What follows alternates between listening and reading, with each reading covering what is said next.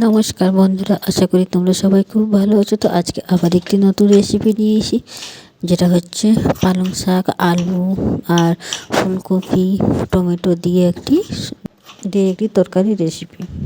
আগে আমি সমস্ত সবজিটাকে ধুয়ে নিয়েছি, আলুটাকেও ধুয়ে কেটে নিয়েছি, আর এখানে আমি ফুলকপিটাকেও আগে ধুয়ে নিয়েছি, টমেটোকেও আর পালং শাকগুলো ধুয়ে আমি কেটে নিব।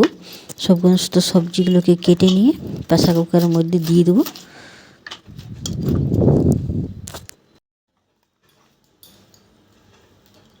আর এখানে 1 চামচের মতন আমি দিয়ে দিয়েছি মুসুর ডাল, আর এখানে দিয়ে দেবো পরিমাণ মতো নুন দেওয়ার পরে এখানে আমি প্রেসার কুকারটা বন্ধ করে সিদ্ধ হতে লাগে বসিয়ে দেবো। সিদ্ধ হতে বসিয়ে দিয়েছি, আর এখানে পেঁয়াজটাও কেটে রেডি করে নেব। প্রেসার কুকারে 5 থেকে 6টা সিটি দিলেই একদম ভালোভাবে সবজিটা সিদ্ধ হয়ে যাবে, একদম গলে যাবে। আজকে সবজিটা হয়ে গেছে, তো এখানে আমি কড়াইটাতে অল্প পরিমাণে সরষের তেল আর এখানে 5 ফোড়ন দিয়ে দেবো।